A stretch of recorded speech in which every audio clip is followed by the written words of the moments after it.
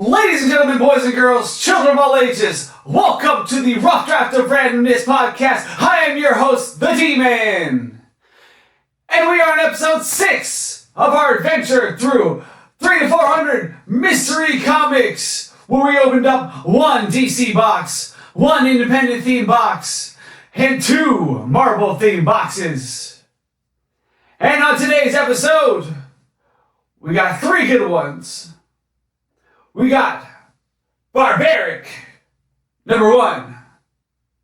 We got Monkey Prince, number 1.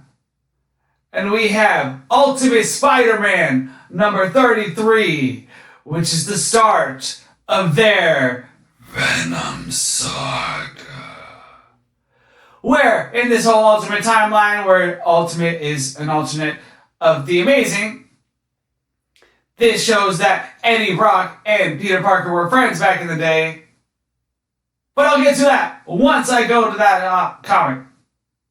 But first, we'll start with Barbaric.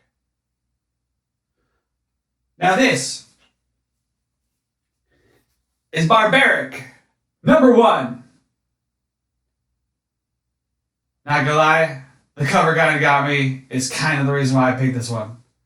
Yes, I know it's supposed to be random, but it's random to my discretion. I am the host here. I'm the captain.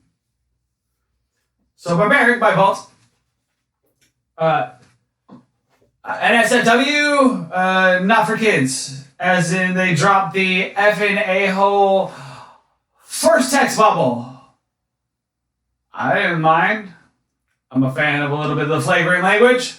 I just try to keep this podcast a little PG-ish because I know what children may or may not try to attempt to watch it, even though I discourage. Because I like to talk trash about them. But, basically it's about this dude, the Barbarian here. Oh, gosh. His buddy's name is Seal, and he has an axe that basically talks and is possessed, essentially, and feeds off the blood of its victims. It's pretty brutal. And right off the bat, they're battling a horde of zombies. And they're like, I thought you said it was a giant horde of zombies. Not giant zombies, because there were giant zombies. Alright, overused sound. I get it. I only got so much on my sleeve. But like I said, it's completely brutal. The one dude, or actually the chick, the witch, cuts one of the giant's legs off. So busts him down at the shins. You see broken bone. It's very explicit. It's not for kids, this one. Barbaric. We actually have in the boxes, I think 2 and 3 as well. So I'll be reviewing those eventually on a future episode. I'm trying to flip to figure out what the guy's main name is. I know the main guy, there's a bad, evil orc who just got basically released or has his giant army that they're going after. His name is Gladius. This character, gosh, what the heck is the main dude's name? It's one of those things where, he's the main guy. So they don't say his name that much because he's the main guy. Owen. There it is. And then obviously, to defeat the main vampire guy, who apparently had a hold on the member of the crew, Steel, who I guess he was a slave to this head vampire guy for like a while, but then he was free of him, but he couldn't kill him because he still kind of had a hold over him, so he had Owen do it, and Owen chopped his head off. And it shows. It's pretty brutal. But yeah, and then he drops F you to the head, and Steel feels all good now, kind of.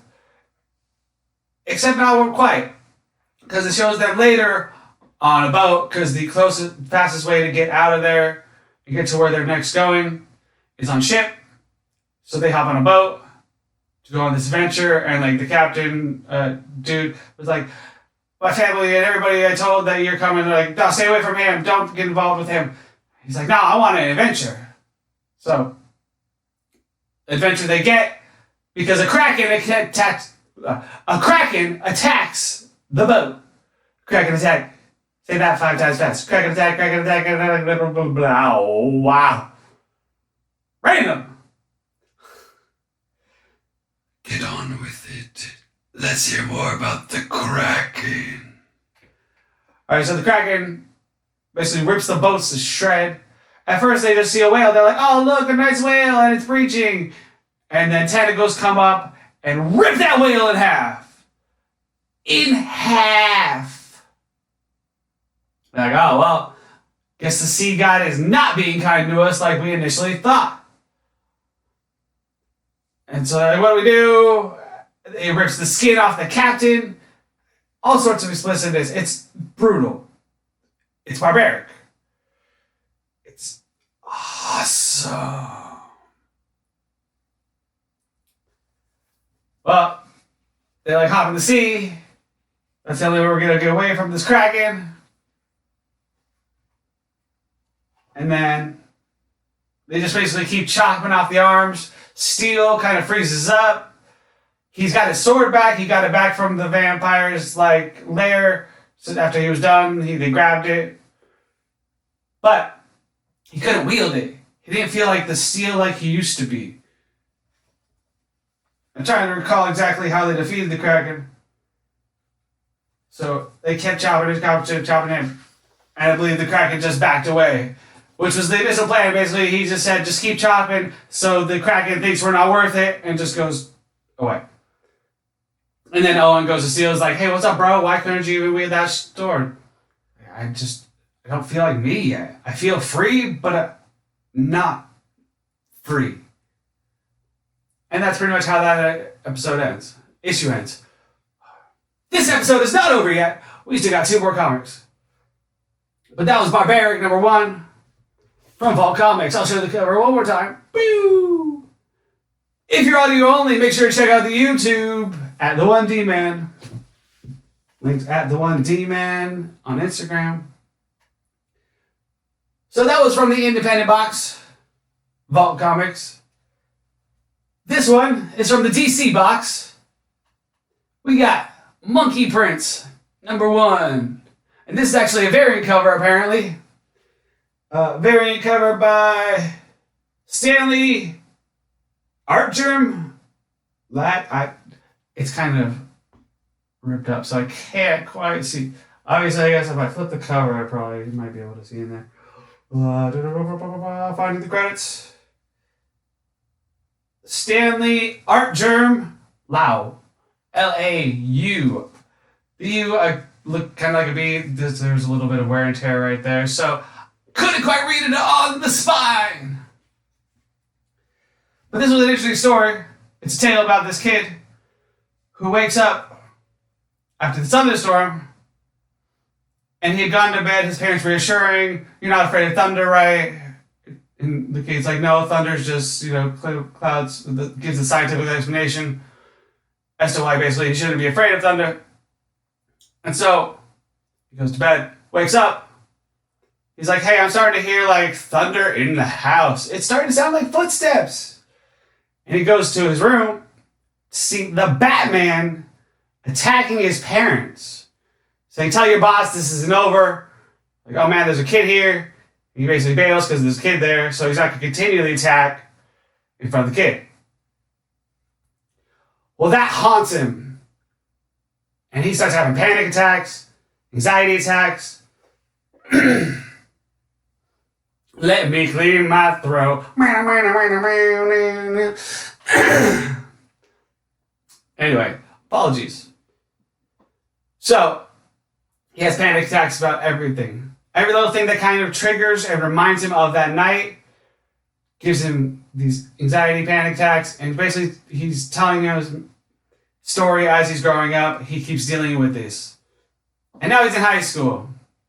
Well, a new high school ain't that fun. His family moved out of Gotham basically shortly after all that happened. But everywhere he went, he was still haunted by that memory. Well, now they end up having to go back to Gotham. Their jobs led him back there. And so, he's at this new high school in Gotham.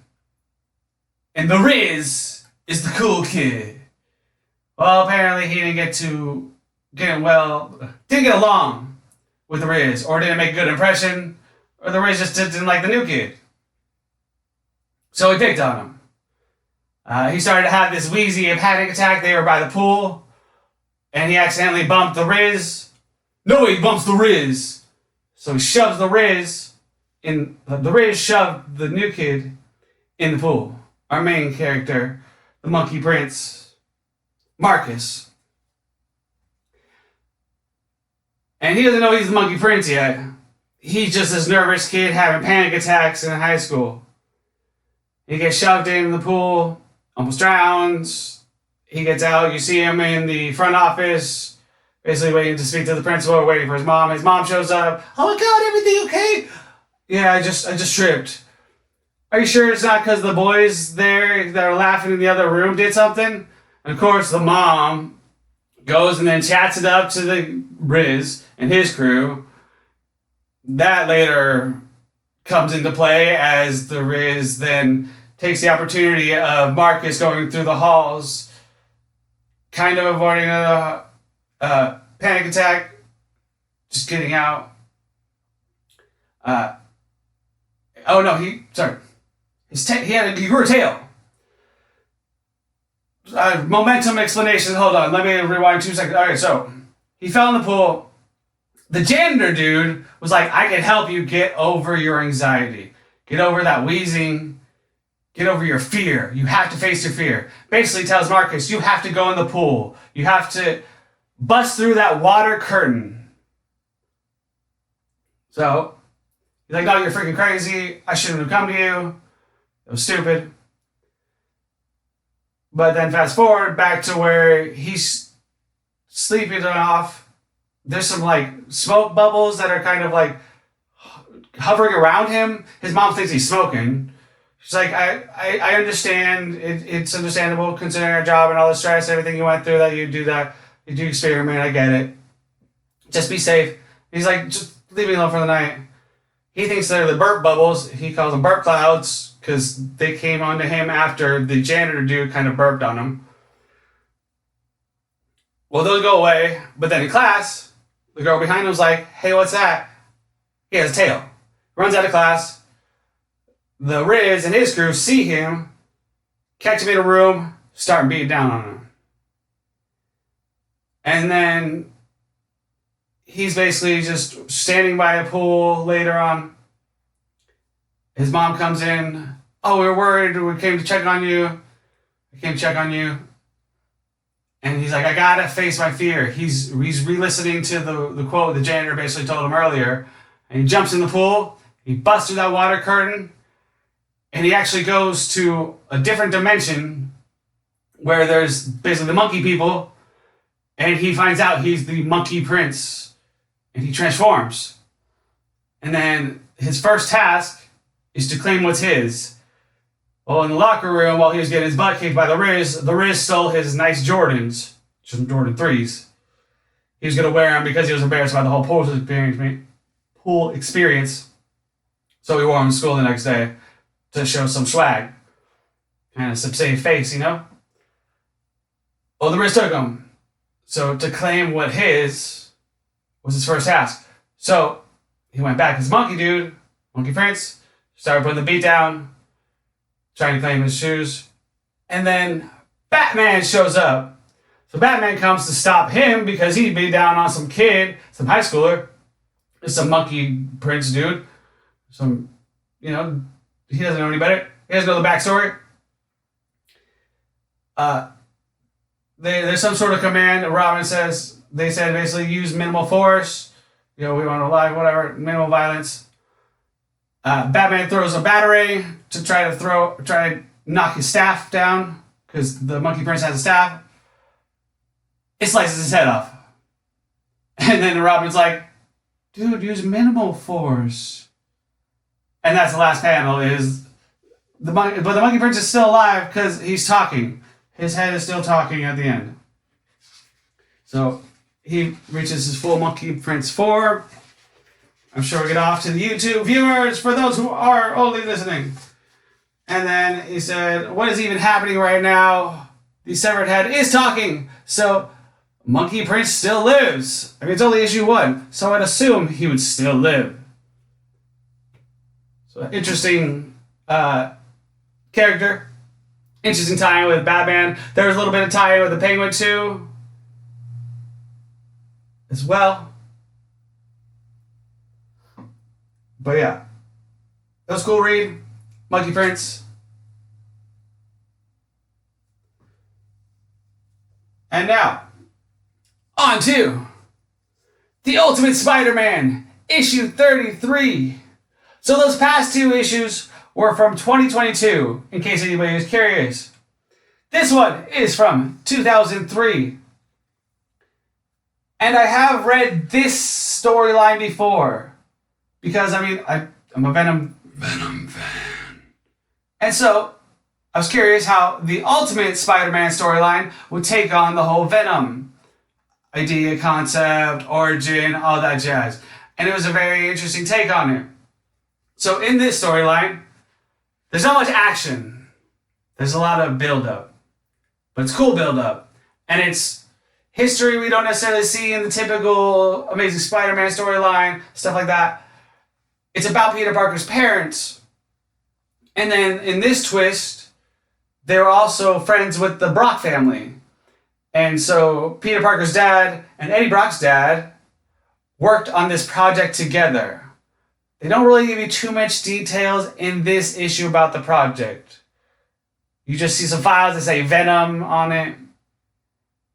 And then at the very end, so Peter kind of asks Aunt May, like, who are these people? We're like, oh, the Brocks. You and Eddie Brock Jr. used to hang out all the time.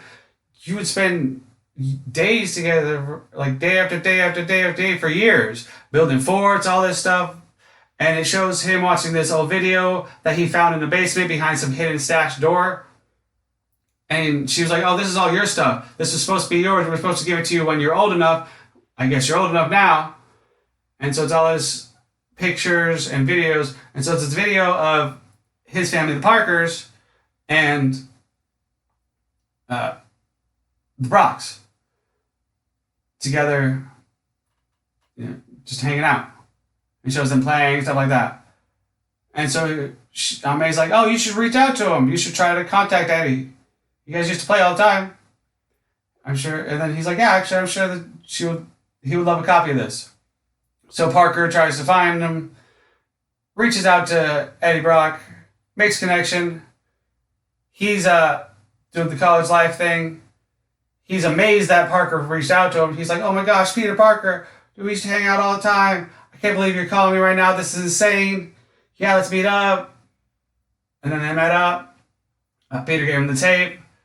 He's like, I got something to show you. Brings it back to his lab. And it's this huge, massive lab. It's actually the Reed Richards Science Laboratory. I think he's just obviously using space in there. Opens up this cabinet. And there's a jar of black goo. Basically, what's going to become Venom. And that's where that issue ends. Basically, a reunion of Brock and Parker. And then later, you will see them become the Venom symbiote in the Ultimate series. It's pretty fun. That storyline's a good one. And that completes our Random 3. But wait, as always, there's more. So for this one, I had a couple issues that were kind of cool that I did read. It's been a minute since I read it. But I'm going to show you one older, then one newer. So this one, it was a fun read. I think it was a random one that we found in, like, I don't know, the dollar bin or something like that. I got it in the dollar bin. I grabbed a whole bunch of like dollar or even like 50-cent comics because they were just, tattered or whatnot. That's why they're in the, bin.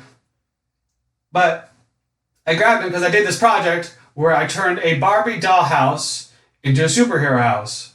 And so for the wallpaper, I took some old comics that were already tattered and ripped, and cut some panels out and put those on the walls and sprayed them on there with spray adhesive.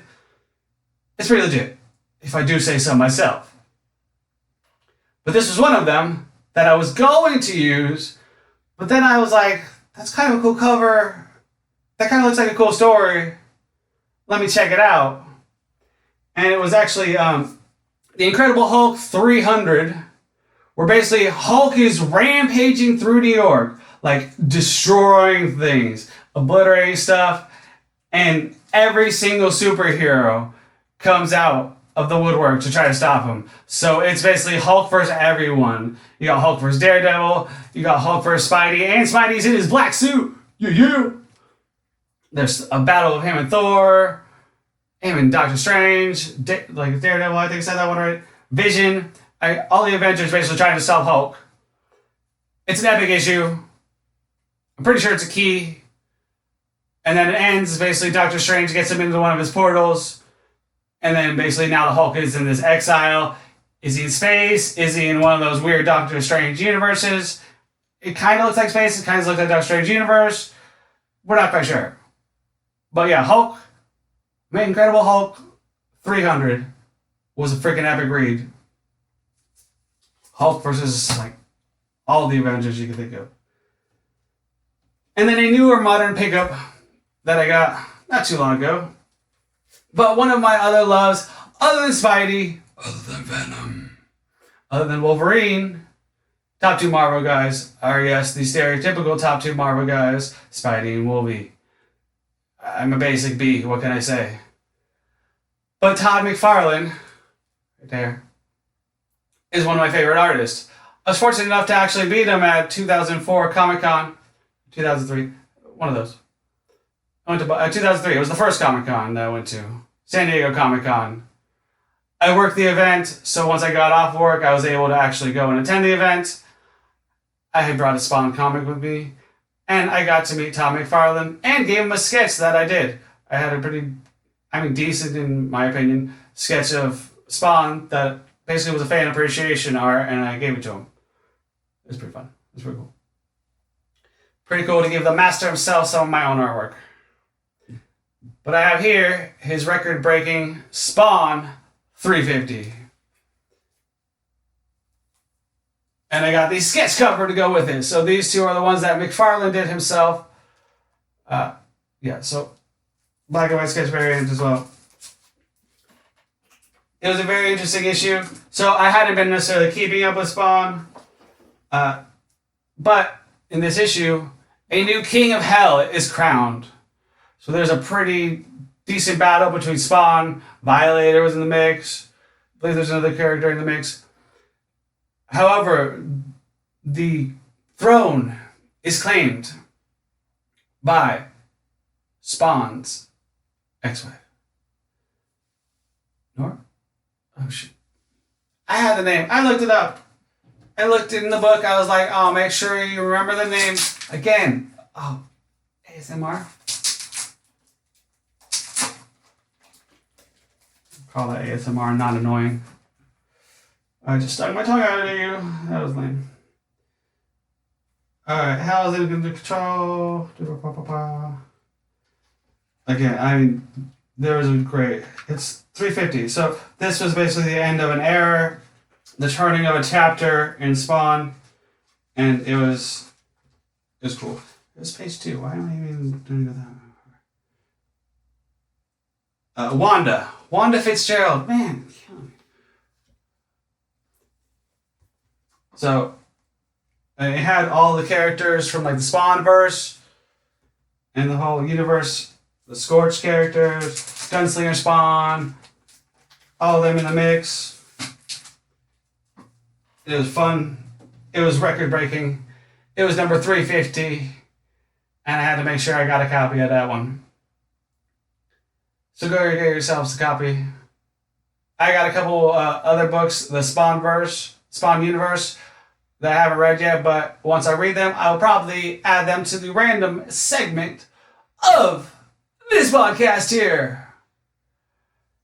So, we've discussed our 3 random comics. We talked a little bit about some random extras. We didn't go on too many random tangents. We went on one, I guess, with a Comic-Con story. And we've now reached the mark, the part where I say, until next time! And if you're down with the Rough Draft of Randomness podcast, we got 2 words for you. Like and subscribe!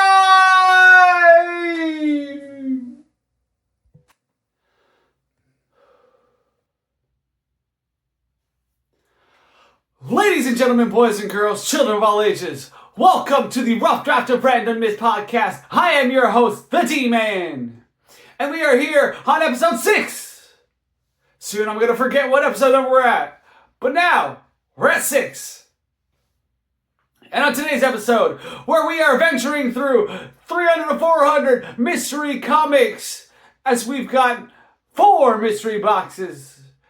1 DC, 2 is independent, and 3 and 4 are Marvel themed.